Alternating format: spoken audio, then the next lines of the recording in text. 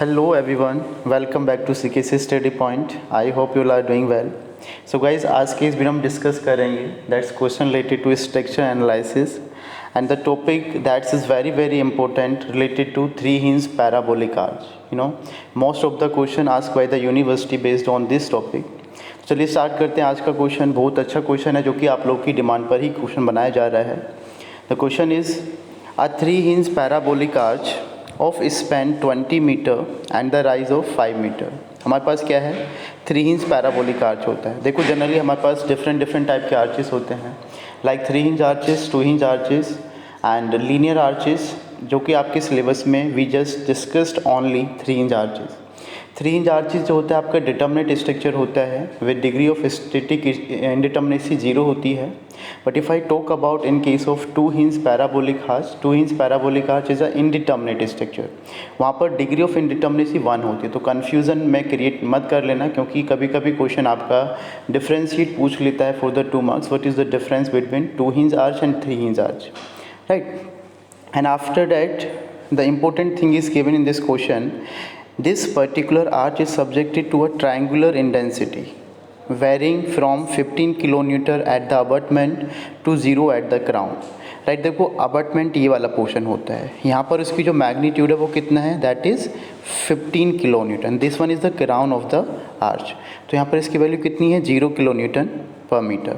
सो varying का मतलब होता है value is not constant, that's value is at different section different values lie all over the particular beam. देखो यहाँ पर सबसे एक इम्पोर्टेंट बात ये है क्वेश्चन की, यहाँ पर ये मेंशन नहीं है this abutment taken from the left hand side और से from the right hand side.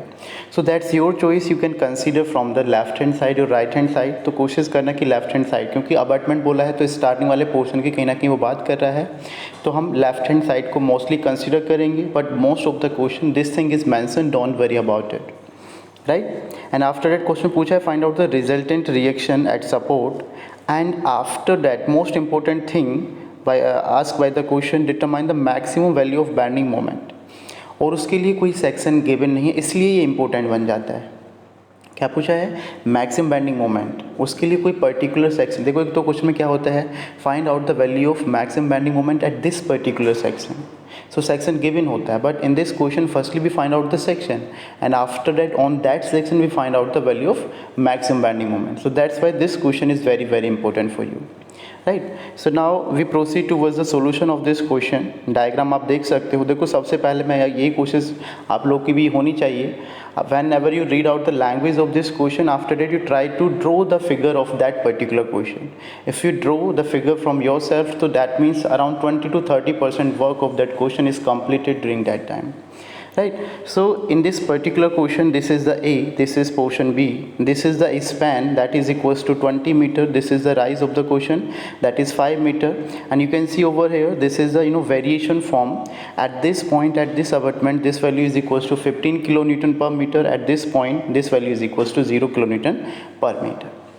सो ये लैंग्वेज के अकॉर्डिंग आपका क्वेश्चन डिज़ाइन हुआ है. देखो मे बी शायद हो सकता है ये क्वेश्चन में दोनों तरफ से अबटमेंट ले लिया गया हो, तो क्वेश्चन में एक इन्होंने कन्फ्यूज़न क्रिएट कर दिया है दैट इन दिस क्वेश्चन. या तो देखो क्वेश्चन में जनरली मेंशन होता है left hand side right hand side, तो यहाँ पर हो सकता है किसी बुक में ये दोनों पार्ट को कंसीडर किया हो. आप अगर एक पार्ट भी करके आओगे इन योर यूनिवर्सिटी एग्ज़ाम, तो आपका फुल मार्क्स मिलेंगे, कोई प्रॉब्लम क्रिएट नहीं होगी इसमें, ठीक है? चलो अब हम यहाँ पर फर्स्टली रिएक्शन निकालते हैं using the equation of equilibrium concept. Summation of F X is equals to 0, summation of F Y is equals to 0 and moment at any point is equals to 0. अब देखो सबसे इंपॉर्टेंट चीज़ आपको पता होनी चाहिए, इन case of three hinge arch जो ground पर जो मोमेंट होता है उसकी वैल्यू भी क्या होती है, 0 होती है. इसको हम ऑलवेज यूज़ करते हैं when we calculate the horizontal thrust. तो फर्स्ट इक्वेशन जो आप यहाँ पर देख पा रहे होंगे, that is summation of vertical upward reaction is equals to summation of vertical downward reaction. तो अपवर्ड कौन कौन से एक्ट कर रहे हैं, R A act in upward direction, R B also act in upward direction. Downward direction में ये आपका जो ट्रायंगुलेशन फॉर्म आपको दिख रही है, that particular load act in downward direction, उसका मैग्नीट्यूड क्या होगा। देखो जब भी आपको ट्रायंगुलेशन में कुछ फॉर्म गिवन होती है, to calculate the point load of that particular variation you just find out the area of this figure. तो एरिया क्या होता है, half into base into height. तो हाफ इंटू बेस हमारे पास कितना हो गया, दैट इज़ 10 मीटर। ये उसके जस्ट हाफ पर लाई कर रहा है। टोटल स्पैन इज़ 20 मीटर, तो इसका हाफ कितना हो जाएगा, 10 हो जाएगा। 10 इंटू हाइट उसकी कितनी है, this magnitude is equals to 15 kilo newton per metre. तो when you simplify this you got this value that is equals to 75 kilo newton. After that हम क्या निकाल रहे हैं, bending moment about a point. अब देखो ए पॉइंट पर जब बैंडिंग मोमेंट निकालेंगे तो ऑब्वियसली बात है कौन कौन मोमेंट क्रिएट करेगा, ऑब्वियसली इसकी वजह से मोमेंट क्रिएट होगा। एंड आपका जो यूवीएल दिख रहा है, ये जो यहाँ पर ट्रायंगुलेशन फॉर्म आपको दिख रही है यहाँ पर, that's also create the value of bending moment at this point. So due to R B value of bending moment कितनी होगी, आर बी, पहली बात तो आपको ये देखना है that's this particular load create a clockwise और एंटी क्लॉकवाइज मोमेंट। तो कैसा मोमेंट क्रिएट करेगा, ये एंटी क्लॉकवाइज मोमेंट क्रिएट करेगा। तो we use negative sign for that. Perpendicular distance कितनी है for R B, that is 20 metre. Now come to this particular UVL. देखो यूवीएल की जो टेंडेंसी होगी just like that, this is what, this is clockwise moment. तो clockwise moment के लिए we use positive sign, so that's why we use positive sign over here. Half, पहले हम इसका क्या निकालेंगे, देखो मोमेंट क्या होता है, फोर्स इनटू परपेंडिकुलर डिस्टेंस। तो जब भी आपका ट्रायंगुलेशन फॉर्म होगा तो पहले उसको फोर्स में कन्वर्ट करोगे, you just find out the area. And after that perpendicular distance जो होती है ट्रायंगुलर फॉर्म में, दो तरीके से हम निकालते हैं, एक बेस से निकालते हैं, this is the base and this is apex. Base कितनी होती है, 1/3 of that particular distance along which we calculate, and from apex that is 2/3 of that particular distance. But हम कहाँ से निकाल रहे हैं, यहाँ से निकाल रहे हैं। तो ये क्या है, बेस, बेसिक कितनी होती है, 1/3 of that distance, 1/3 of 10 is equals to 0। तो when you simplify this equation the value of R B is equals to what, 12.5। And R A कैसे निकालोगे, 75, you just put the value of R B in equation number 1 जो भी हमने निकाली थी, उसमें जब पुट करोगे तो आपकी आर ए की वैल्यू आ जाएगी यहाँ पे, that is equals to 75 minus 12.5, you got the answer is 62.5 kilo newton. Clear, यहाँ तक आई थिंक आपको ये क्वेश्चन अच्छे से क्लियर हुआ होगा। अब हम निकालते हैं हॉरिजॉन्टल थ्रस्ट। अब देखो horizontal thrust, whenever you calculate the horizontal thrust तो you just find out the value of bending moment at ground. And there's a very simple concept in this, you know, at ground in case of 3-hinge arch value of bending moment is equals to 0, to be very careful about it। जबकि 2 hinge में ऐसा नहीं होता है, ये point आपको पता होना चाहिए, राइट। चलो हम निकाल लेते हैं bending moment about C point. So left hand side, देखो आपके पास दो पोर्शन बचते हैं, right hand side portion, left hand side portion. तो मैंने उसका generally left hand portion consider किया है। सो यहाँ पर when we calculate the moment about at this point, तो मोमेंट कौन कौन क्रिएट कर रहा है, आर ए कैसा है, that's create a clockwise moment, positive R A multiply by perpendicular distance, वो कितनी है 10। Now come to H A. देखो एच ए जो आपको दिख रहा होगा, जस्ट एक्ट लाइक दैट, मुझे इस वाले पॉइंट पर निकालना है। तो H A multiply by this gap, ये हमारे पास क्या है, that is rise which is given by the question 5 metre. After that this triangulation form again, अगर हम यहाँ पर निकाल रहे हैं, मोमेंट निकाल रहे हैं अबाउट दिस पॉइंट, तो पहले इसका एरिया निकालेंगे। एरिया इज इक्वल टू क्या हो जाएगा, half into base 10 into height 15। अब देखो अब की बार जो परपेंडिकुलर डिस्टेंस होगी to calculate moment about this point, that is this. तो ये कहाँ से होगी, ये अपेक्स से होगी।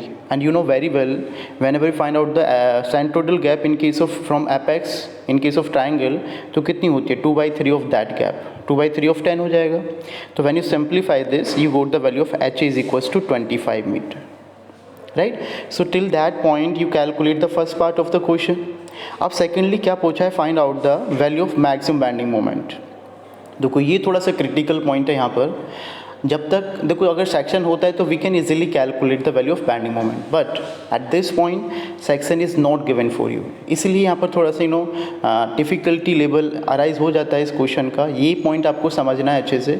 अब जब ये गिवन नहीं होता है तो आपको ये कंसीडर करना है एट एनी सेक्शन एक्स। अब हमें नहीं पता देखो कौन से डिस्टेंस पर होगी एग्जैक्टली, 5 मीटर पर होगी, 2 मीटर पर होगी, आई डोंट नो एग्जैक्टली। तो उसके लिए हम क्या करेंगे, कोई एक सेक्शन कंसिडर कर लेंगे at a distance X. And at this section to calculate the maximum bending moment हम एक इक्वेशन निकालेंगे, एमएक्स इक्वेशन निकालेंगे। तो उसके लिए जब उसको एक तरीका होता है मैक्सिमम बैंडिंग मोमेंट निकालने के लिए, उस इक्वेशन को हम डिफ्रेंशिएट कर देंगे with respect to X. And after that this differentiation equate equals to 0। तो यहाँ से आपकी कुछ एक x की वैल्यू निकल कर आएगी, उस x की वैल्यू पर 110% आपकी जो वैल्यू होगी वो क्या होगी, मैक्सिमम बेंडिंग मोमेंट होगा। तो हम वही करेंगे।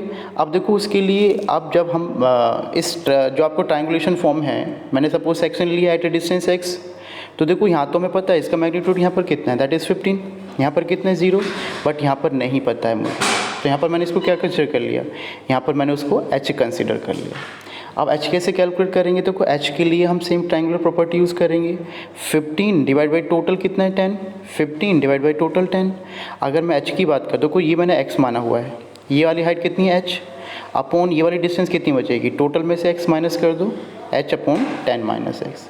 तो यहाँ से h की वैल्यू आ गई कितनी आ गई, that is equals to 1.5 10 minus X आ गई। अब देखो x बार भी आपको पता होना चाहिए इन केस ऑफ दे आपका फिगर जो है दैट इज़ ट्रिपेजियम। तो ट्रिपेजियम के लिए x बार की जो वैल्यू होती है सबको पता होगा, which is equals to what, 2a plus B upon a plus B into h/3। अब देखो जिस पॉइंट से हम निकाल रहे होते हैं उसको a बोलते हैं, उसके अपोजिट वाले को b बोला जाता है, to be very careful. So 2a plus B upon a plus B into x/3। तो यहाँ पर जब हम वैल्यू पुट करेंगे 2 मल्टीप्लाई बाई 15 प्लस h। अब देखो h की वैल्यू हम निकाल चुके हैं 1.5 into 10 minus X, same as it is divide by 15 plus h। यहाँ पर आप h की वैल्यू पुट कर दोगे इंटू x/3। ये हमारे पास क्या आ गया, x बार निकल कर आएगा। देखो अभी हमने मोमेंट नहीं निकाला है, अब मोमेंट निकालने वाले हैं अबाउट सेक्शन x। अब देखो जब सेक्शन x पर मोमेंट निकालेंगे, अब इक्वेशन आपको ये फिगर दिख रहा होगा, तो पहले आर ए की वजह से मोमेंट कितना होगा about this section, that's create a positive, that means clockwise moment, तो आर ए इंटू एक्स हो जाएगा। If I talk about the due to H A की वजह से क्या होगा, एच ए इंटू वाई। अब देखो ये वाला जो वाई होता है इसकी वैल्यू कितनी होती है, 4h upon L x square into x into L minus x. देखो ये पैराबोलिक के केस में होती है, अगर if I talk about in case of circular ये वैल्यू चेंज हो जाती है, उसके लिए आपका डिफरेंट क्वेश्चन हो जाता है, to be very careful. Into half. अब देखो यहाँ पर अगर हम ट्रिपेजियम की बात करते हैं तो ट्रिपेजियम का एरिया कितना होता है, half into sum of parallel side, that means 15 plus h into height. Height यहाँ पर कितनी हो जाएगी, x हो जाएगी, तो वही करा है मैंने, half into sum of parallel side into x into perpendicular distance क्या हो जाएगा x बार, जो अभी हम निकाल कर आ चुके हैं। अब देखो मैंने x बार यहाँ पर निकाला हुआ है, आर ए की वैल्यू पुट कर देंगे 62.5, h की वैल्यू हमारे पास कितनी थी 25, y की पुट कर दी 4h, h यहाँ पर कितना है 5, h क्या होता है राइज होता है, जिसकी वैल्यू कितनी है 5 गिवन है यहाँ पर, right. So in that case यहाँ पर ये वैल्यू हम निकाल लेंगे, एक second, okay. So after that h की वैल्यू पुट कर देंगे, h यहाँ पर क्या है, that is the rise of this parabolic arch, जिसकी वैल्यू कितनी गिवन है 5 गिवन है, अपॉन 20 का स्क्वायर। 20 यहाँ पर क्या है स्पैन लेंथ है, राइट। उसको फिर आगे हम सिंप्लीफाई करेंगे, minus half into this value 1.5 plus 15 plus 1.5 into 10 minus x into x. अब यहाँ पर देखो ये जो वैल्यू आपको दिख रही है that is the value of X bar. अब एक्स बार की वैल्यू अभी हमने जस्ट निकाली है, वहाँ पर ये वाली वैल्यू पुट कर देंगे 30 plus 1.5 10 minus x upon 15 plus 1.5 10 minus x into x/3। देखो ये वैल्यू मैंने यहाँ से ली है, आप यहाँ पर देख पा रहे होंगे, ये यहाँ पर मैंने कैलकुलेट की है द वैल्यू ऑफ एक्स बार, उसको मैंने डायरेक्टली वहाँ पर जाकर पुट कर दिया है, तो उससे कन्फ्यूज़ मत हो जाना। After that when you simplify this equation, तो यहाँ से x की वैल्यू कितनी निकल कर आ रही है, which is equals to 3.92 metre. तो फाइनली हमें ये पता चल गया है at this particular distance x is equals to 3.92 the value of bending moment is maximum. अब इस वैल्यू के लिए हम क्या करेंगे, जो बेंडिंग मोमेंट की इक्वेशन है उसको सिंप्लीफाई कर लेंगे। अब बेंडिंग मोमेंट की इक्वेशन आप देख पा रहे होंगे कौन सी है, that is this 62.5, right, 62.5 into x जो हम निकाला है अभी हमने, that is equal to 3.92 minus 1.25 into 20 into X minus X square minus 1/6 3.92 का square 45 minus 1.5 into x.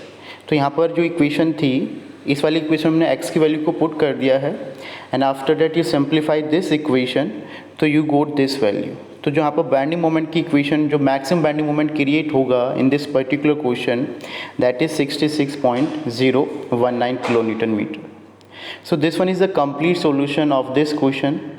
So guys, that's all from this question, from my side for this question, right. अगर यहाँ पर आपको कभी भी कोई डाउट लग रहा है तो आप मुझे कमेंट सेक्शन में बता सकते हो। अगर आपको कोई अलग कोई क्वेश्चन पूछना है, ठीक है, उसके लिए भी आप कमेंट सेक्शन में या फिर फ़ोटो क्लिक करके मुझे सेंड कर सकते हो। अगर आप एक नए कैंडिडेट हो चैनल पर तो प्लीज़ चैनल को सब्सक्राइब कर लीजिए। तो मिलते हैं नेक्स्ट वीडियो में, तब तक के लिए जय हिंद, जय भारत।